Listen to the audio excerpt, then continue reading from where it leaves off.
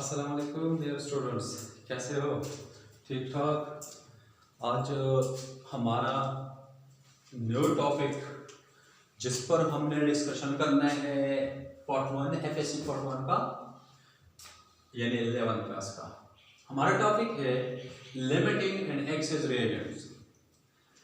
आज हमने डिस्कस करना है लिमिटिंग एंड एक्सेस रिएजेंट, क्योंकि पेपर में याद रखें पार्ट 1 के लिए, और ये होता भी है पार्ट 1 के कोर्स में, तो ये बहुत इंपॉर्टेंट है, बहुत ज्यादा इंपॉर्टेंट है। पेपर में मोस्टली क्वेश्चन आता है। तो जनाब, लिमिटिंग एंड एक्सेस रिएजेंट क्या होता है, हमने सबसे पहले इसके डेफिनेशन लिखने हैं और फिर उनको थोड़ा बहुत एक्सप्लेन करना है। आप लोगों को इंशाल्लाह समझ आएगा। वीडियो को अच्छी तरह से सुनिए, तवज्जो से सुनिए, पूरा वीडियो पढ़ के आपको समझ आना शुरू हो जाएगा। तो सबसे पहले limiting of the reaction. Limiting of the reaction क्या होता है? मैंने डेफिनेशन लिखा है the reactant which is also known as reactant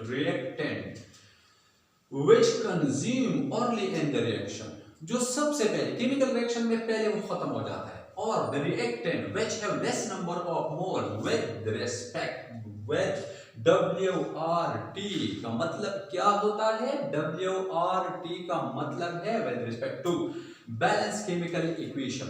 मैं एक्सप्लेन कर देता हूं, बता देता हूं, आप सिर्फ डेफिनेशन सुनिए। इसके बाद मैंने एक्सेस रिएजेंट को लिखा है। तो एक्सेस रिएजेंट हमारे पास क्या है?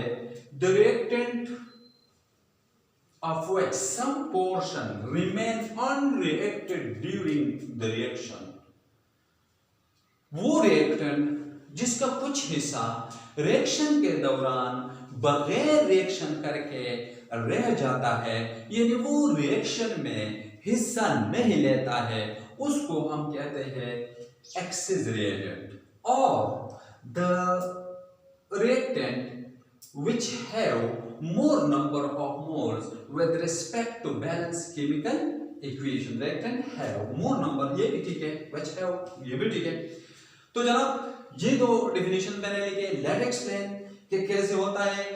ओके, मैं तुम्हें एक एग्जांपल मैंने लिखा है कि Fe plus S, Fe plus S iron, ये हमारे पास है आयरन। आयरन जब सल्फर के साथ मिलके तो बनाता क्या है? ये बनाता है आयरन सल्फाइड, जो एक्चुअली है फेरस सल्फाइड। ये क्या है? फेरस सल्फाइड है। फेरस कैसा है? विद इन 1 मिनट आप देखिए, फेरस आयरन की वैलेंसी +2 है, इसका ऑक्सीडेशन स्टेट +2, वैलेंसी +3 भी है और +2 भी। जो Fe+2 शक्ल में सल्फर के साथ रिएक्शन करता है तो सल्फर का वैलेंसी -2 है, तो ये यहां पर आएगा, ये यहां पर आएगा, ये बनाएगा Fe2S2। ये क्या बनाएगा? Fe2S2। अब इसको एम्पिरिकल शक्ल में अगर आप लाना चाहते हैं तो इससे बनेगा FeS, Fe1S1, तो 1 लिखने की जरूरत नहीं है, तो FeS। जनाब, अगर ये इस शक्ल में है तो फिर सल्फर का वैलेंसी -2 है, तो ये यहां पर आएगा, ये यहां पर आएगा। आयरन के नीचे 2 है और सल्फर के नीचे 3 ऑफ लिख सकते हैं, ये है। तो जनाब, ये हमारे पास है, याद रखो, +2 वाले आयरन को हम पेरस आयन कहते हैं और +3 वाले गैस को हम पेरिक आयन कहते हैं। तो जनाब, ये हमारे पास है पेरस सल्फाइड और ये हमारे पास है पेरिक सल्फाइड। आगे चलते हैं, प्रॉब्लम की तरफ आते हैं। जनाब, हमारे पास है, मैंने लिखा आयरन का जो एटॉमिक मास है वो कितना है? वो 56 है। और सल्फर का कितना है? सल्फर का है 32। जनाब, इन दोनों का देखें तो ये 56 ग्राम सल्फर, इसका एक और देखो, रिएक्शन हमारे पास बैलेंस है, तो Fe1 है, Fe1 है, SK1 ओके। तो इसका मास 56 ग्राम होता है, इसका मोलर मास होता है, और इसका मोलर मास 32 ग्राम होता है। ये दोनों आपस में मिलकर क्या बनाता है? FeS बनाता है। कितना ग्राम बनाता है वो अब तो कैलकुलेट करेंगे, कोई बात नहीं, 32 और 56 को आपस में जमा करो तो इतना ही बना देता है। हमने एक्सेस एंड लिमिटिंग इस साइड पर पढ़ना है। तो जनाब देखो, अभी मैं इसको थोड़ा सा सिंपल कर देता हूं ताकि आसानी हो। तो इसको 2 से डिवाइड करो। जब आप इसको 2 से डिवाइड कर देते हैं तो इसका 28 बनता है और इसका कितना बनेगा, 16 बनेगा। यानी आप क्या करेंगे, 28 ग्राम आयरन लेंगे और 16 ग्राम सल्फर लेंगे तो ये आयरन सल्फाइड बनाएगा, लेकिन जाहिर बात है हाफ मोल बनाएगा, क्योंकि अभी हमने हाफ मोल लिया है। जनाब आगे चलते, इसको और सिंपल करो तो ये 14 आता है और ये 8 आता है, और भी सिंपल करो तो ये 7 और ये 4। यानी 4:7 में जब ये दोनों आपस में मिलके तो फिर भी आयरन सल्फाइड तो बनाएगा, लेकिन बहुत कम बनाएगा। 1 मोल से बहुत कम आपने कैलकुलेट करना है तो कितना बनेगा। तो जनाब ये है। अब जरा सुनिए, जरा तवज्जो से सुनिए, कोई मसला नहीं है, बहुत आसान है। मैं इस तरह कर देता हूं, इनके 7 ग्राम है और इनके 4 ग्राम है, दोनों ये एक जैसे मोल के बराबर 7 और 4। लेकिन एक सर्टेन रिएक्शन मैंने किया जिसमें मैंने क्या किया कि मैंने इसका, मैं गलत हो रहा था तो मैंने क्या किया था, 7 ग्राम की जगह मैंने 8 ग्राम आयरन लिया। चलो सल्फर को मैंने एग्जैक्ट तरह से लिया, ठीक तरह से लिया, मैंने 4 ग्राम लिया। क्या अब रिएक्शन होगा? तो आपका आंसर होगा कि नहीं, ना बिल्कुल नहीं, इसका आंसर नहीं है, बल्कि इसका आंसर है हाँ, रिएक्शन होगा। कैसे होगा? इससे 4 ग्राम आगे, इसके जो जितने 4 ग्राम है वो इसके कितने ग्राम के साथ मिलके आयरन सल्फाइड बनाएगा? इसके कितने ग्राम के साथ? 7 ग्राम के साथ मिलके क्या बनाएगा? आयरन सल्फाइड बनाएगा। और इसका 1 ग्राम जो है हमारे पास वो ऐसा के ऐसा रहेगा, वो रिएक्शन में हिस्सा नहीं लेगा। तो हमारे पास अगर अभी आप देखें तो ये केमिकल रिएक्शन चल रहा था, एकदम से रिएक्शन स्टॉप हो गया। मैंने क्या पता नहीं क्या हुआ, तो मैंने जब रिएक्शन स्टॉप हुआ तो इसका मतलब यह है कि एक रिएक्शन खत्म हुआ है, दूसरा रिएक्शन अब भी अगर तुम्हें कुछ इस तरह रिएक्शन है कि तुम्हें नजर आता है वैसे रिएक्शन, ऐसा तो नहीं हो सकता है। फिर वो आप आगे जाके वो जब आप इसका देखेंगे प्रोडक्ट, तो प्रोडक्ट में आपको कुछ बादल सी बादल नजर आएंगे, तो इसका मतलब है कि कुछ चीज अनरिएक्टेड रह गया है। तो जनाब वो तो है, अभी हमारे पास इसके 4 ग्राम, यानी ये जो चीज है ये खत्म हो गया, ये पहले खत्म हो गया, इसका 1 ग्राम अब भी बाकी है। तो रिएक्शन तो अगर ये खत्म हो गई तो ये 1 ग्राम किसके साथ रिएक्शन करेगा ताकि आयरन सल्फाइड बनाए? तो है कोई नहीं, तो ये पहले रिएक्शन में पहले ये वाला पोर्शन खत्म हो गया, यानी सल्फर पहले खत्म होगा। तो मैंने क्या लिखा था, द रिएक्टेंट और रिएजेंट, ये हमारे पास रिएक्टेंट है, इसको रिएजेंट भी कह सकते हैं, ये हमारे पास रिएक्टेंट है, इसको रिएजेंट भी कह सकते हैं। which consume, जो खर्च होता है और the रिएक्शन, पहले रिएक्शन में पहले वो खत्म हो जाता है, वो उसको हम क्या कहते हैं, क्योंकि ये जो सल्फर है ये पहले खत्म हो जाता है। और हमने एक और डिफिनेशन लिखा है वो मैं बता देता हूं। एक्सेस रिएजेंट में क्या होता है? एक्सेस रिएजेंट में ऐसा होता है कि कुछ पोर्शन रिएक्टेंट का अनरिएक्टेड रह जाता है, उसको हम कहते हैं एक्सेस रिएजेंट। मुझे लिए तवज्जो से सुनना है, आपने क्या करना है, केमिकल रिएक्शन लिखना है। केमिकल रिएक्शन में आप बैलेंस केमिकल इक्वेशन लिखेंगे। जब बैलेंस केमिकल इक्वेशन में कितने मोल्स के लिए एक रिएक्टेंट का कितना मोल किसी दूसरे रिएक्टेंट के कितने मोल के बराबर होते हैं, कितने मोल के साथ मिलके कितना प्रोडक्ट बनाता है, उस रेशो को आप लेके आगे जाइए। और अगर इस तरीके से आएगा तो इसमें एक एक्सेस रिएजेंट होगा और दूसरा लिमिटिंग रिएजेंट होगा। मुश्किल नहीं है, पढ़ना है आपने, क्या कैसे पढ़ना है, तवज्जो से पढ़ना है। जनाब ये था, मैं एक और मिसाल देता हूं। फॉर एग्जांपल सिंपली मैं एक मिसाल दे देता हूं। मेरे पास ये मैंने ये 4 गेंदे ली है, बॉल्स, ठीक है, ये 4। अभी मैं कहता हूं ये 4 बॉल्स, इसके साथ मैं लो क्या ये 4 स्टिक्स मैंने लिए हैं, ठीक है, मैंने क्या किया है, 4 की जगह आप 3 स्टिक ले ले। अभी ये करना है कि एक स्टिक के साथ ये एक साइड है, एक रिएक्टेंट है, ये दूसरा रिएक्टेंट है। एक स्टिक के साथ एक बॉल जाएगा, एक स्टिक के साथ एक बॉल जाएगा। तो जनाब सबसे पहले ये वाला स्टिक आप ले लें, ये तुम्हारे पास स्टिक आया, एक बॉल इसके साथ आया, ठीक है। अब क्या हुआ, ये वाला चला गया, ये वाला हमारे पास ये तो निकल गया, ठीक है, ये वाला भी निकल गया। अभी क्या करना है, दूसरा स्टिक ले ले, उसको उसके साथ एक बॉल आप ले ले, क्योंकि बॉल अब भी मौजूद है और स्टिक भी मौजूद है, तो एक बॉल मैंने लिया, ओके जनाब, सेकंड चला गया। अब ये वाला भी चला गया, ये वाला भी चला गया। अब इस स्टिक के साथ ये वाला बॉल आप ले ले, तो जनाब मैंने क्या किया, ये भी मैंने लिया, इस स्टिक के साथ ये बॉल आया। तो अभी हमारे पास एक बॉल रह जाता है, लेकिन कोई स्टिक नहीं है। ये बॉल किसके साथ जाएगा, जब तक स्टिक नहीं है बॉल से कुछ नहीं होता है। तो आपने क्या करना है, इसका मतलब ये है कि ये रिएक्शन अभी खत्म हो गया, अभी मजीद ये प्रोसेस नहीं हो सकता है।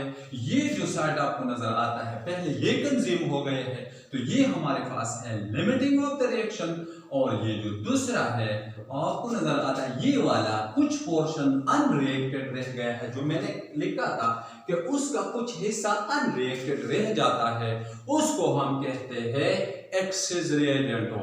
जनाब आपने मालूम कैसे करना है, मालूम आपको पेपर में मोस्ट इंपॉर्टेंट क्वेश्चन ये आएगा, आपके पेपर में जो इंपॉर्टेंट क्वेश्चन होगा वो कौन सा होगा, क्या होगा, आपसे अक्सर शॉर्ट क्वेश्चन में पूछा जाता है, how will you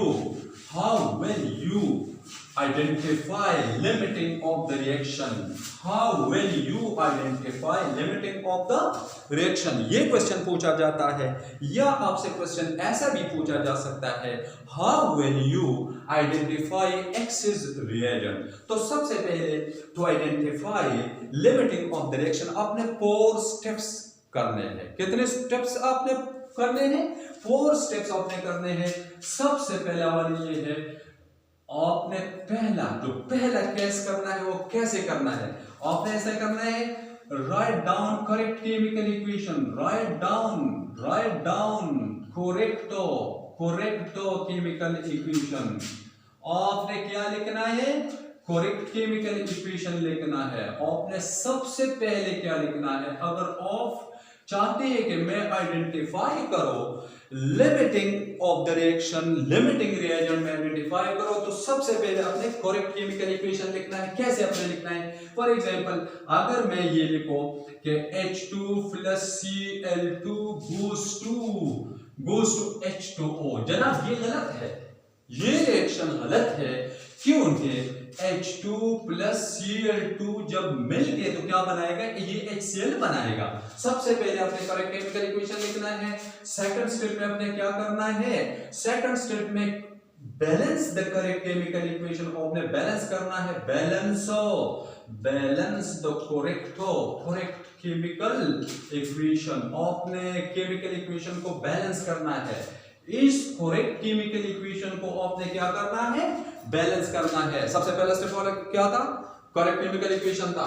second step में क्या है, करेक्ट करना है आपने, सेकंड स्टेप में क्या है, बैलेंस करना है। फर्स्ट स्टेप में करेक्ट केमिकल इक्वेशन लिखना था, गलत इक्वेशन में आप कभी लिमिट एंड एक्सेस नहीं मालूम कर सकते हैं। सेकंड में आपने क्या करना है, आपने इस करेक्ट केमिकल इक्वेशन को बैलेंस करना है। तो कैसे बैलेंस करना है, हाइड्रोजन के यहाँ पर 2 है, यहाँ पर 1 है, तो इसको 2 करो, तो हाइड्रोजन 2 है, क्लोरीन 2 है, क्लोरीन यहाँ पर भी 2 है। जनाब ये करेक्ट है। द थर्ड स्टेप आपने क्या करना है, थर्ड स्टेप में आपने करना है कन्वर्ट ग्राम्स, आई मीन मास, मेरा मतलब है मास। अगर मास दिया गया है, ग्राम्स पे दिए गए हैं रिएक्टेंट, तो आपने क्या ग्राम्स इनटू मोल्स, आपने मोल्स में इनको कन्वर्ट करना है। एंड नंबर 4 स्टेप तुम्हारा होगा द reactant which produce या which give, जो दे देता है less number of moles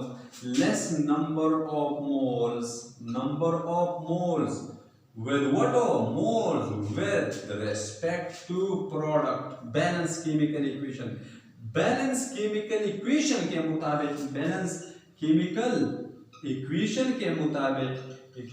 मुताबिक chemical equation will be limiting of the reaction, will be limiting of the reaction or auger of the reaction। और अगर question आपसे ये पूछा गया है कि how will you identify x as reagent, तो आपने यहाँ पर फिर ये फोर्थ वाला स्टेप आपने ये वाला लिखना है, the reactant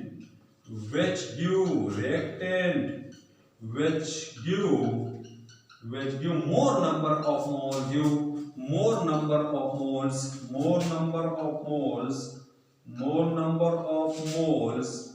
with respect to balance chemical equation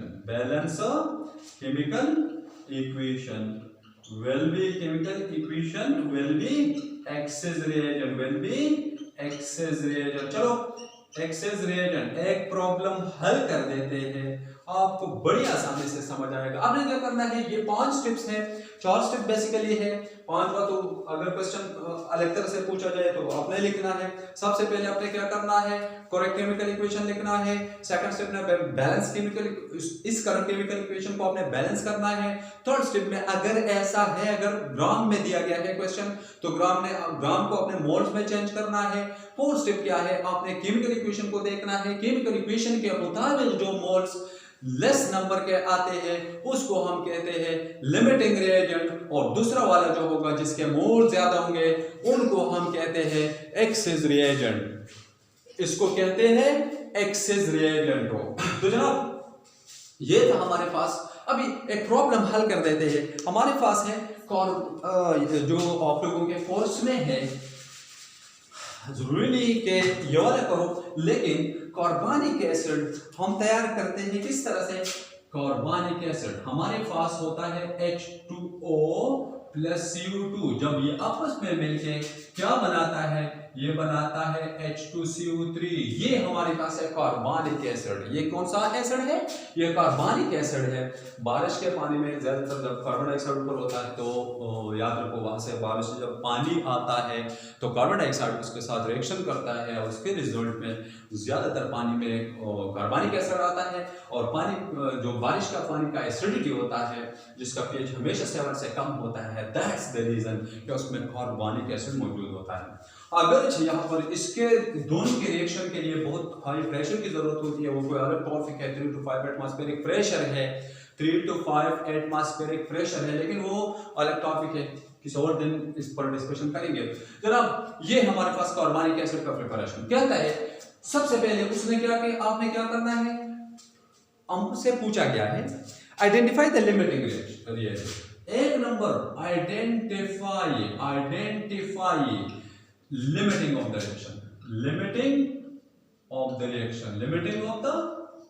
सबसे पहले मैं ये करूंगा, फिर बीजूज है वो भी करूंगा।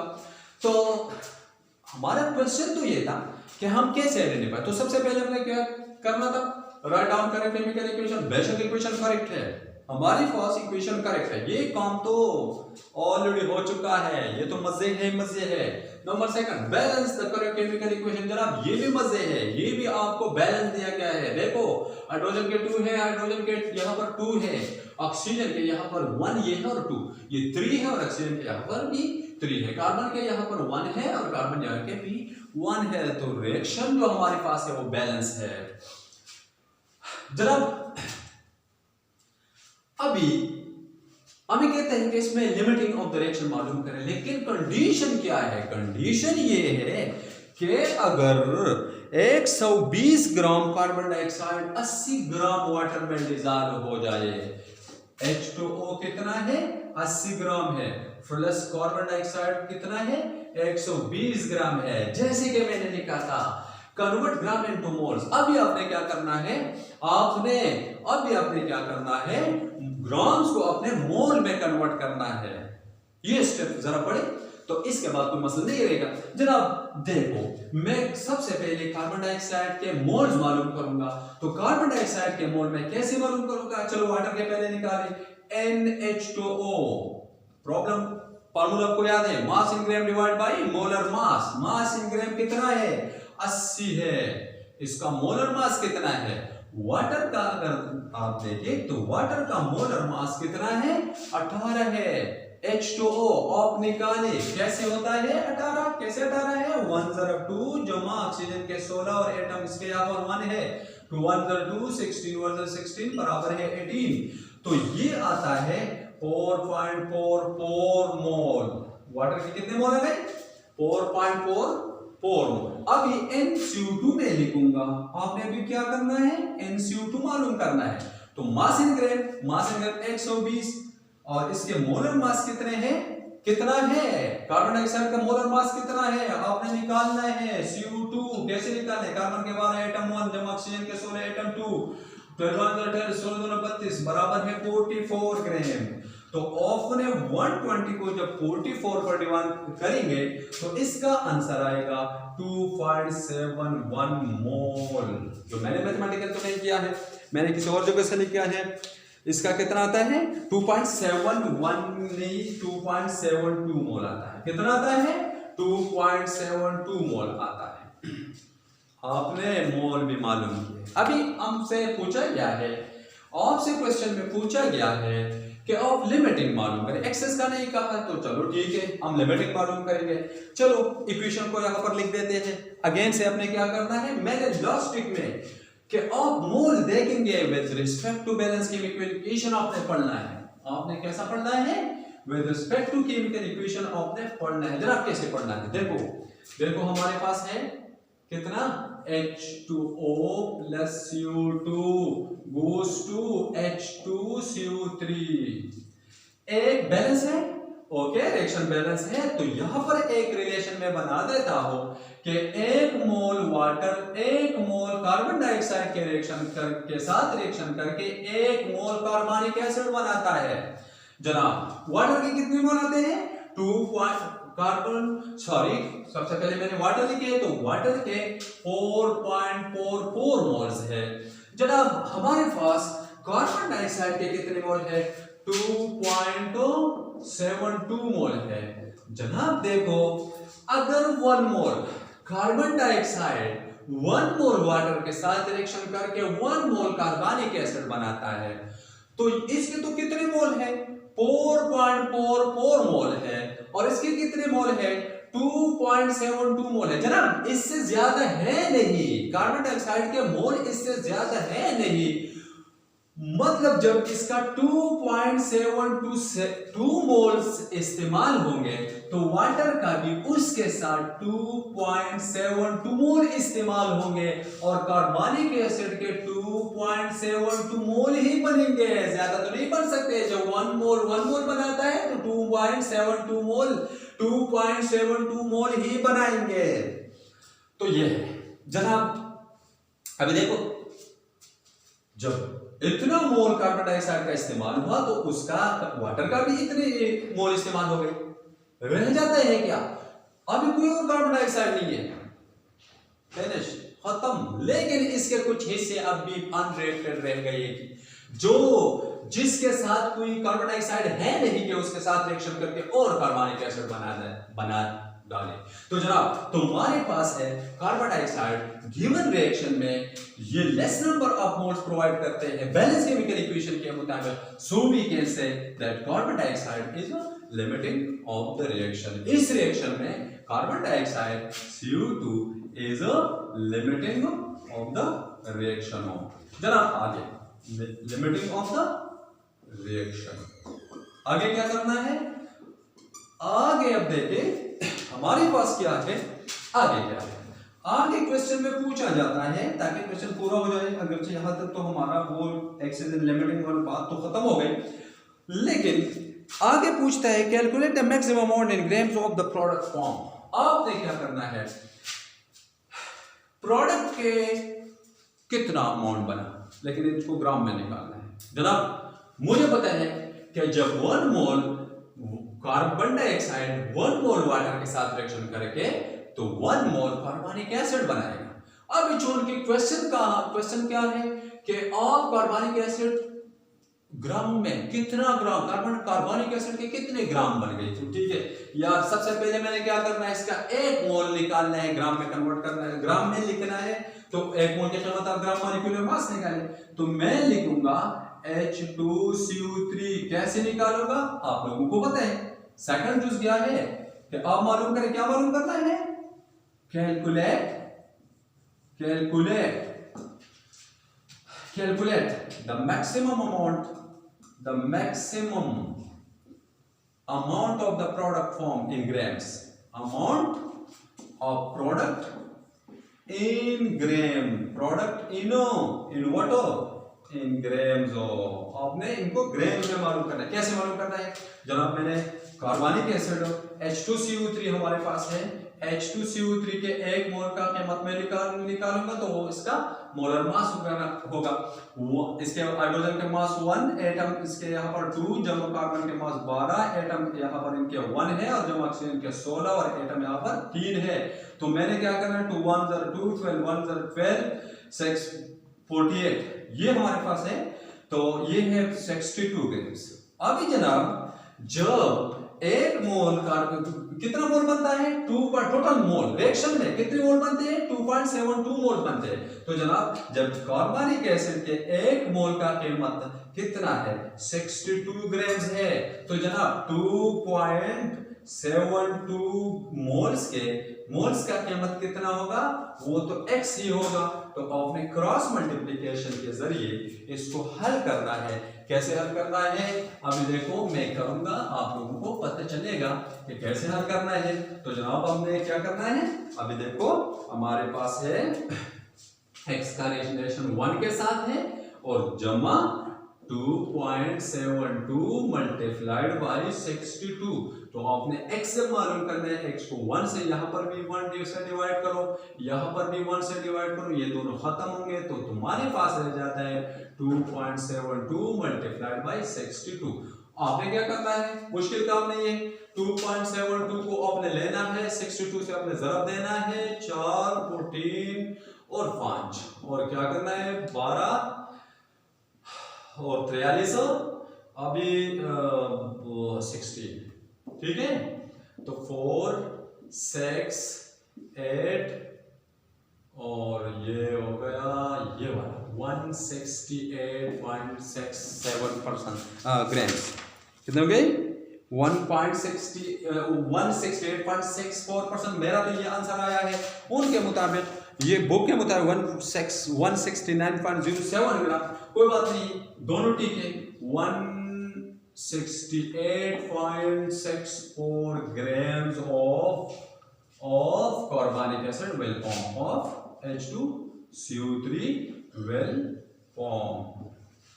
That's all. जनाब एक्सेस लिमिटिंग बहुत आसान है, जरा रिपीट करो।